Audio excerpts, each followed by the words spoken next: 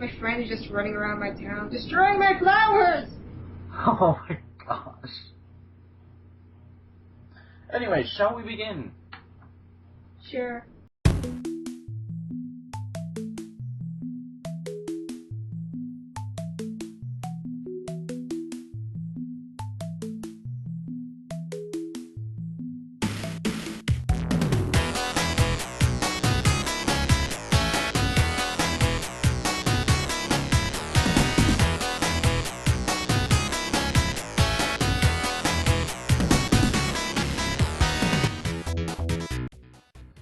Hey guys, what's going on, and welcome to a new episode of Topic Time right here on the Vacuum Network.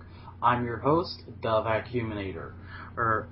And, well guys, now that we're bringing Topic Time back and making it a monthly thing, I figured I'd start off with it as the first podcast we posted in 2013. We haven't posted a single podcast yet this year, and I don't count the Till the End episodes because that's Minecraft gameplay.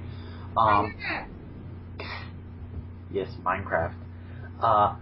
But yeah, as you can hear, I am here with my memorable co-host from Geeky TV, the Cally Carrie Shoka. Hello. Hi! How are you today?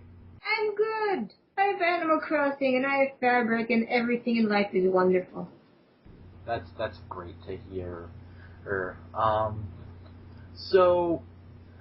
Yeah, guys, as you've probably guessed from the title or the artwork for this episode, this month's topic is puggles. Now, we're going to be doing things a little differently this month with Topic Time, because whereas it would normally be a general discussion on a topic, since I am here with the creator of puggles, we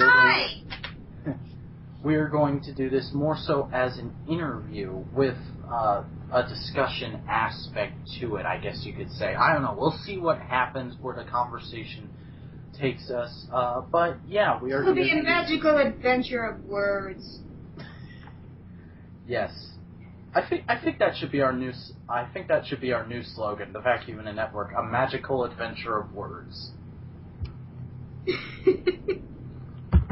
Anyways, I would normally do a "What are we up to" kind of bit, but I don't really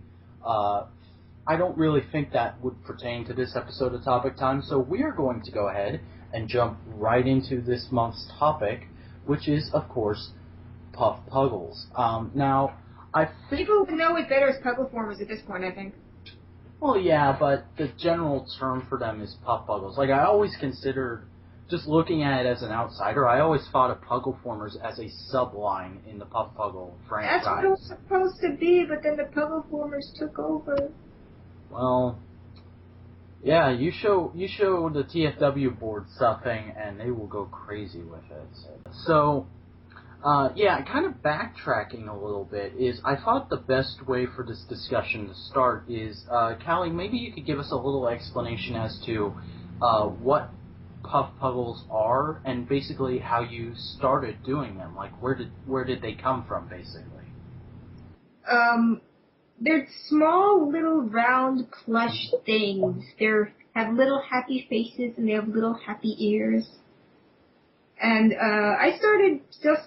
when I started sewing, I wanted to make simpler designs. But people actually liked this fairly simple design, so then I just added stuff to it. And then it became the puggles. And then a friend of mine was like, hey, can you do a Transformers one? Because I like Transformers. And then it just kind of exploded from there, because more people started to ask for more stuff, for more Transformers-based stuff. So then I just kind of ran with it. Yeah, and it's really interesting, too, because recently, while grabbing some images off your DeviantArt account for to just put as B-roll footage in my first ever Puggle review, which is coming up next week, I believe, I noticed, like, because I went all the way back to, like, your first post and just started working my way up to just see how they began. and because it was both in preparation for that review and in preparation for this podcast. And if you look at the original Puggle Former TFA blur, it's basically just a blue puff Puggle with a head crest, and then you just started adding stuff over time and making them more and more complex.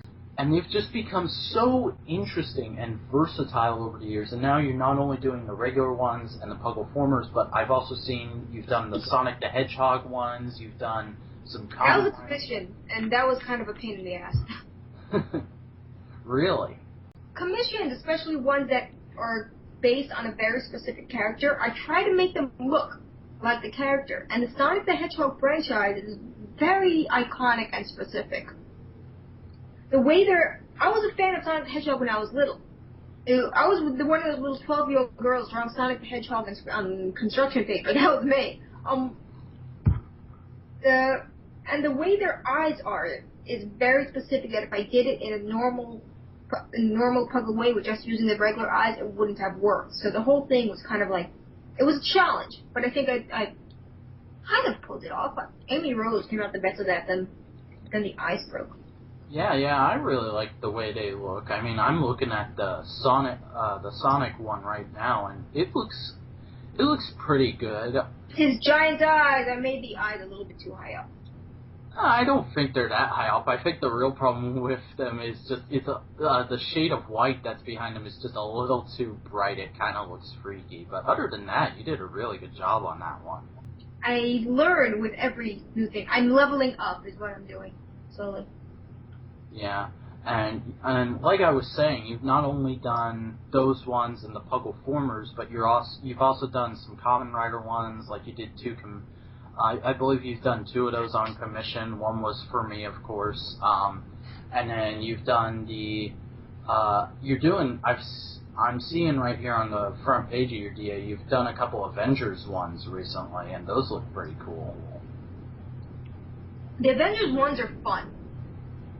Because they're iconic at the same time, but I can get away with more with them. Because there's so many different iterations of them. And the more recent ones, the ones from the Avengers movie, have been toned down to be made realistic. So I was able to just slap a mask on that and call it a day. Yeah. And I love the Iron Man one, because you actually... instead of having it be his faceplate, you actually have it where the faceplate is up, and I always loved that about Iron Man's armor, is that that was part of the request, though, to have his face mask up, and I was like, okay, that's easier for me. Oh, I didn't know that. Wow. That just looks pretty cool. So...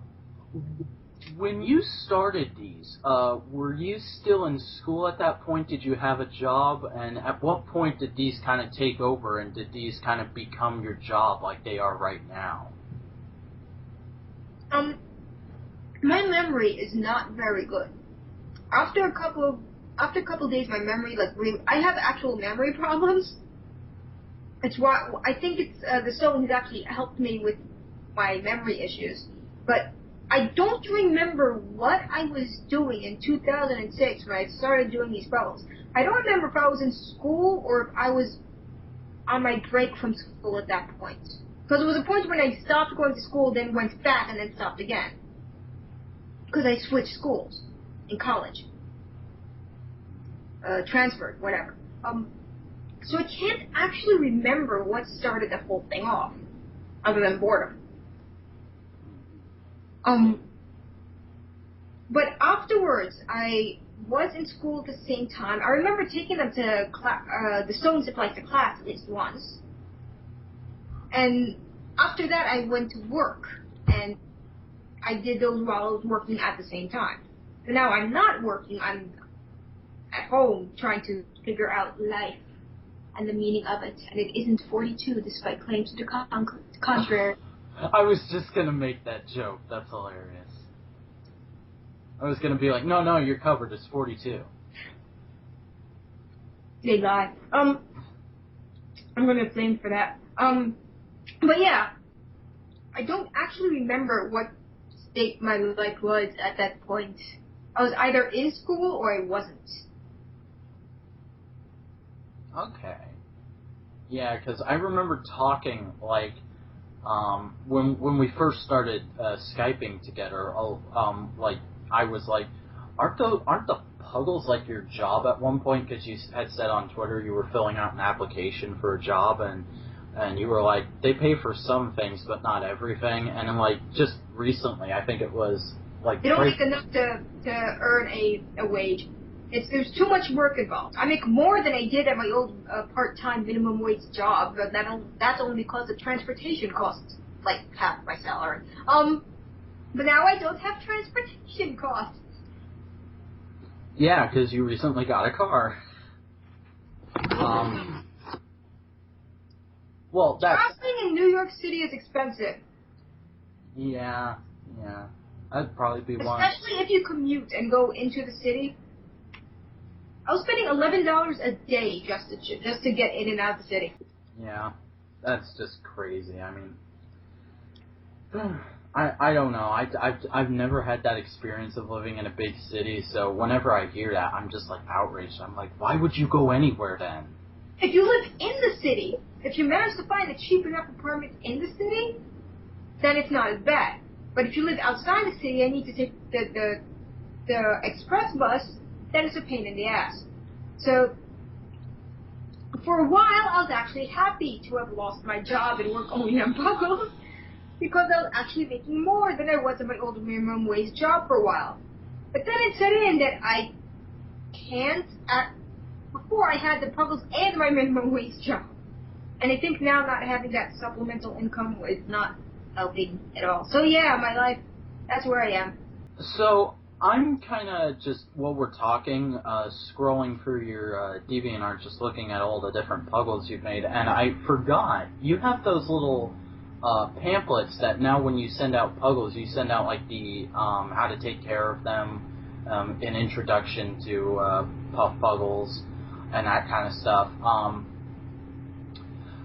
When did that all start? When did puggles get a lore? Was that you, or was that just the internet running with the concept? A little bit of both. Like, I've seen other plush makers include little things about, hi, this is where they came from. One of my inspirations is actually an artist by the name of Mint Conspiracy, who makes these little things called the somethings. That's exactly what they call the somethings. And she has this whole little, this tiny little backstory for them. And I was inspired by that, the same thing with the puggles. Yeah. It's fun.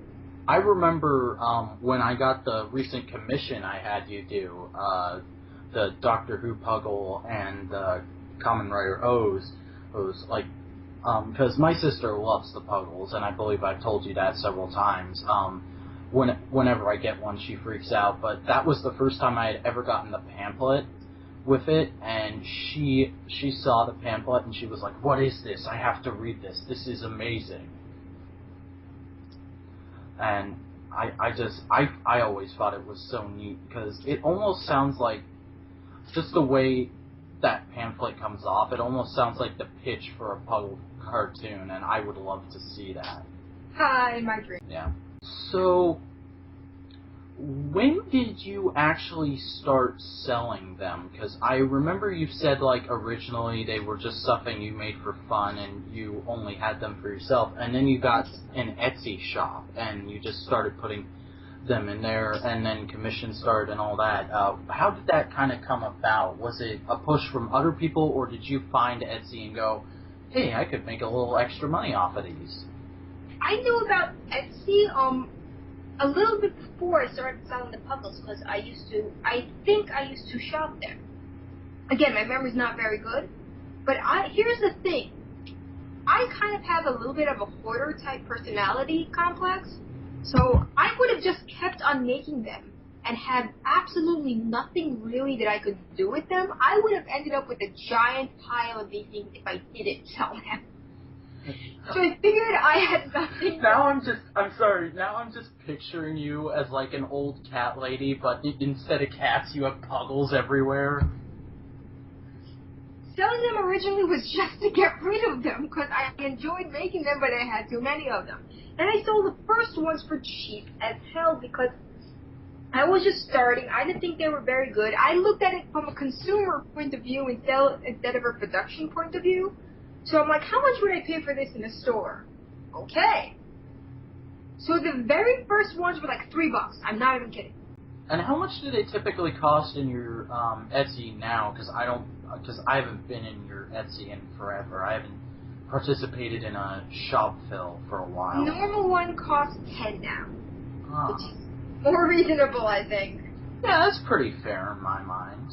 I mean, from a consumer standpoint, I mean, I don't know how much all the fabric and stuff costs to make them, but I'd imagine it'd be somewhere around there. I also used to take them to conventions. Like really early on, I used to take them to Otakon, which is this huge anime convention. Yeah, I've heard of that. And I had a table there, and they sold out very quickly, and I had a lot of people coming to my table, and then I was mentioned in random websites afterwards, and I thought, I might have something going here. Yeah. So then I just kept going, and more people were wanting to commission. So that's when I had to do instead of just people contacting me, because there were so many people contacting me that I couldn't keep up. So that's when I started the actual streamlined commission. And I said, the first ones were, at this time on this date, midnight, contact me, the first 10 people get a commission. But then there were so many people that people were getting pissed off, that their internet wasn't fast enough, that they fell asleep, that they forgot. So that's when I started the commission lottery. That you just put your name in here, and on this date, on this time, I will pick 10 random names, numbers from the Hat of Doom, and they will get a commission. And that seems a lot more fair. Yeah, that's a pretty good deal. I mean, how many names do you typically get in the Hat of Doom nowadays? Because I've always wondered, like, what are the chances? Somewhere between 70 and 100. Sometimes a little more, sometimes a little less. Like right now, it's like, let me check. That reminds me. 50 people in the hat right now for the July one. Yeah, I still need to put my name in the hat. I forgot to do that. I'll do that as soon as we're done here, probably. Another question, since we're on the subject of commissions, something I've always wondered, and I'm sure people who are listening right now are wondering, when it comes to getting a commission for them, do you have a limit, like a set number of puggles someone can request, or is there like a price limit you have, or is it just however much, it's just however much you want, it'll just take time? I usually limit it to one per person on commission time, but for special, I will make rare exceptions. Like for Mike, TFG1 Mike. Yeah. I've made rare exceptions for him on 2 occasions because he was one of my earliest supporters, and he's operating a fan page. I have a fan page. He did a lot more for me, so I made a couple of rare exceptions for him. Oh yeah, and I was going to mention this at some point. He's actually the person who turned me on to the puggles back when I was still listening to Geekcast Radio, and I just don't have time to listen to them anymore. But yeah, he turned me on to them, and I must have spent at least 4 months just trolling your DeviantArt, just watching it, trying to figure out how to get them, because this was back before I was in school like I am now. I have a long sordid history with my schooling. I'm not going to get into it here, but let's just say up till just before 2012, I could barely read. So I almost never read anything, and so I didn't know how to get them. And it was through his podcast I figured out, just slowly watching his coverage of the puggles, I figured out how to get them. And yeah, that's how I found out about these. And every time I have money and a commissions lotto comes up or a shop fill, I always try and get one, because I think they're amazing. I got to be honest with you, and I'm not trying to stroke your ego or anything. I think they're a really good concept. Stroke away. Someone's gonna take that out of context. I don't care. Oh yeah, definitely. Anyways, so I've always, I think the next logical point to take this to is the fan art you have on there, like the BotCon print you had done for BotCon 2012.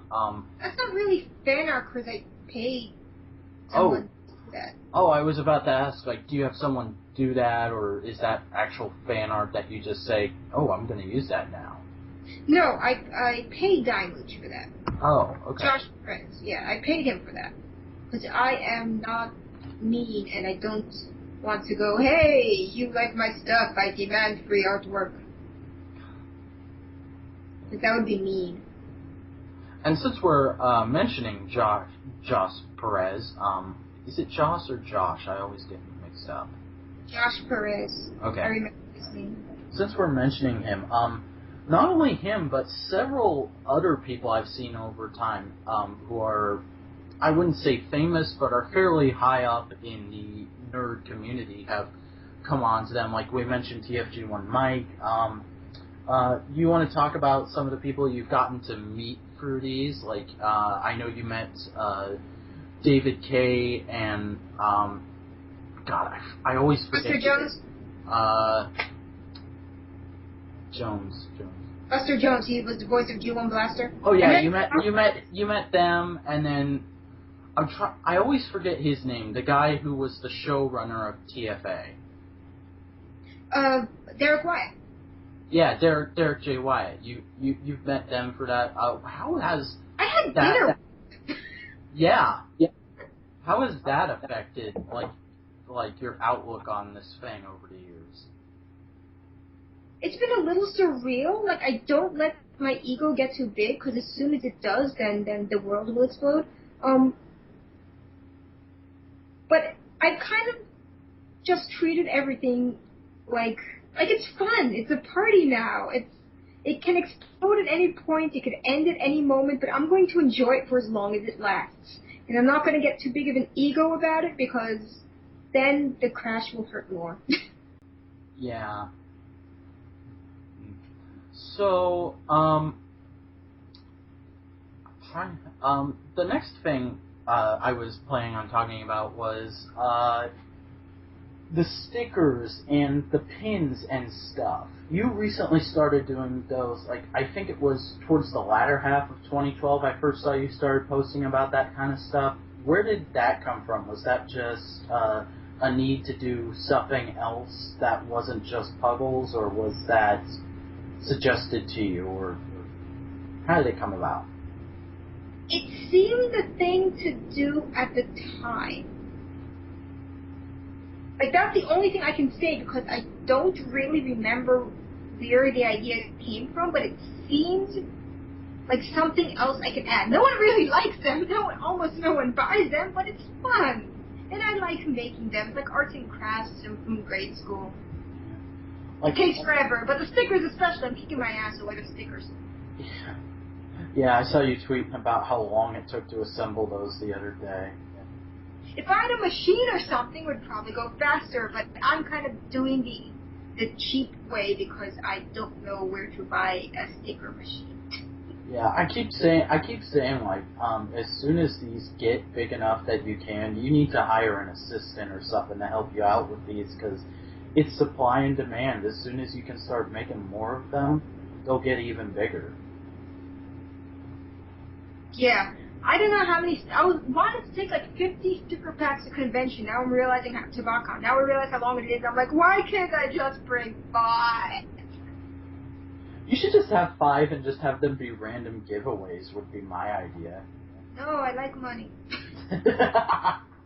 It pays for things. Yes. I like to eat. I'm kind of all out of discussion points. So I guess the last logical place to take this conversation would be is the future. Where do you see Puggle formers going through the rest of the year and even into 2014? Like, do you have plans? Is there... I have no idea. I'm just riding this train. I have no idea where it's ending up. So yeah, it's just always a fly by the seat of your pants kind of operation, isn't it? Yeah. I don't think it's sustainable as a long-term, job thing. So I kind of want to go back to school. But as for the actual puggle thing, I have no idea. I kind of as I said before, I kind of keep expecting it to crash at any moment. So we'll see what happens and where it ends up. I see real potential in these, and I don't see it ever crashing. I see it just keep going and going and gradually getting bigger over time. That's how much I like these. It has potential, but the problem is that I can't really move forward unless I have the copyright, but I don't have the trademark. And trademark costs a shit ton of money that I don't particularly have. So, yeah. I have copyright. If anyone tries to do anything with it, I can still sue their asses. But as for trademark, it doesn't let me, legally help with things. So I can't license it out until I get the trademark. Which means I can't do deals, which means I can't do anything. A trademark costs $10,000. Oh, wow. I had no idea it cost that much. Yeah, I need a lawyer. Apparently, a trademark lawyer, which costs a lot of money. Yeah, well, that's kind of a bummer, but I don't know. I'm rooting for you over here. I'd love to see it get bigger and bigger, like I said. You have $10,000. I got 20. Will that help? Not really. I'll use it on food. Well,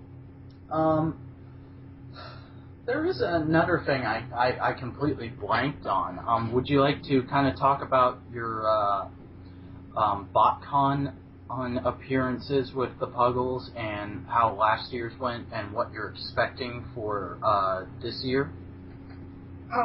I kind of hope for the same thing as last year, but I don't want to get my hopes up because last year was kind of awesome. Because last year I didn't know what to expect because it was a new target audience for me. At an anime convention, I know my target audience are preteen, teenage girls for the most part. Because I'm in that cute factor. Oh, BotCon had a more male audience, so I didn't know what to expect. And I ended up having a giant line and selling out very quickly.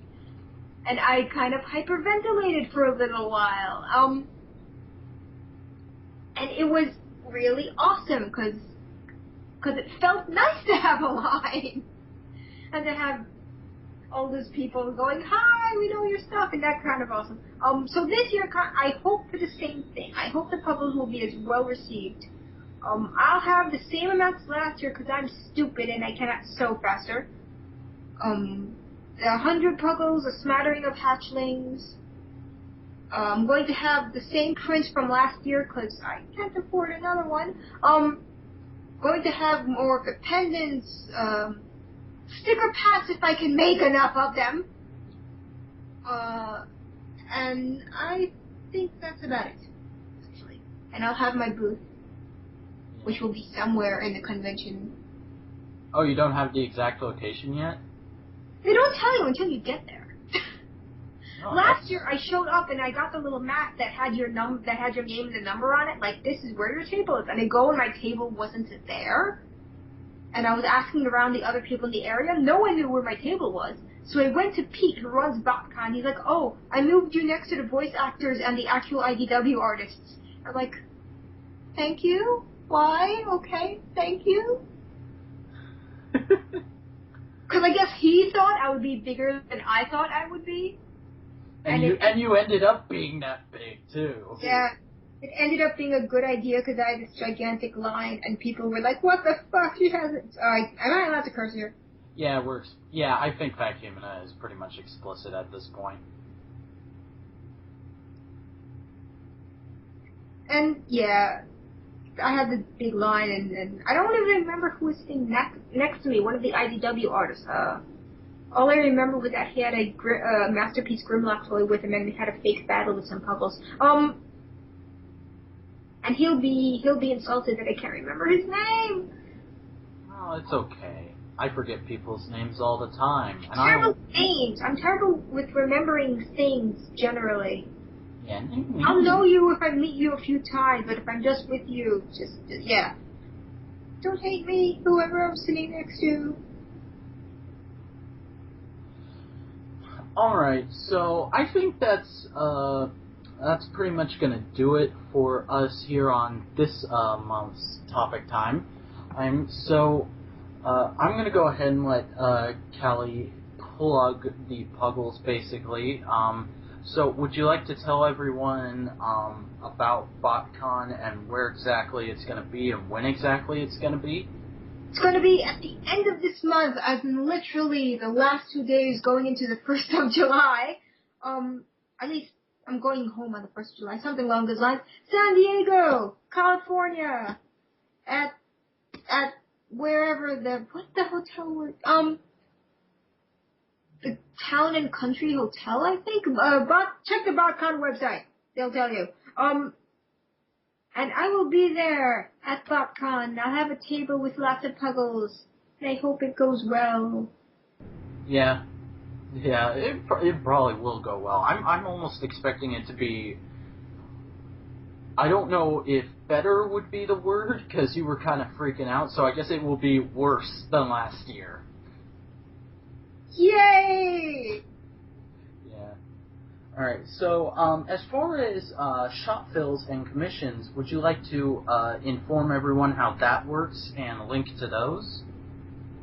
I usually warn people ahead of time on Twitter on upcoming shop fills, as in when they put somewhere between 6 and 10 puggles in my Etsy shop, like normal ones, not puggle formers, the little $10 ones. Sometimes I have special editions like fairies, zombies, reindeer, depending the season, for $15. And I warn people ahead of time on Twitter when they're going in. My Twitter name is Cally Carrie Shoka, CALLY KARISHOKKA, one word, no spaces, no underscores. And I usually put it up like noon or 1 o'clock Eastern Standard Time in my shop, because that's when I'm awake. And yeah. And do you want to just reiterate how commissions work for anyone who wasn't paying attention earlier? Although I don't know why you wouldn't be. Every 2 months, because I cannot do it for more than that, I put a journal entry on my DeviantArt page, same name, CallyCarrieShoka, DeviantArt.com. And I put a journal entry page for the next commission lotto coming up. You just post there, say, hey, I want in, or put a smiley face, put whatever the hell you want, and you're entered in. And on the 1st of the month, if there's nothing going on, like BotCon this year, I'll be there at the 1st of the month. So I'm doing it the 2nd of July this year. You get the idea, that I just pulled 10 random names, or usually I use a random number generator, and then they have a shiny puggle of whatever kind they want, because it's a commission. It could be a puggle former, it could be it could have a it could have a mustache on it. It's okay. I've made one with a mustache before. It was fun. I think the mustache one was hilarious. I loved it. Anyways, I'm pretty sure that's going to do it here for us on Topic Time. So we here at the Vacuum and the Network would like to thank you for listening. We hope you will join us back here again next month, which is July of 2013, for another episode of Topic Time, which will be on the differences between America and England, which is basically just an excuse for myself, Bill Forsyth, and Ben Boulderman 2010 to just make fun of each other's countries for an hour. So that should be a fun show. There are several ways you can get in contact with us and leave feedback for the show. You can subscribe to us here on YouTube. That's youtube.com/user/The Vacuum and Network.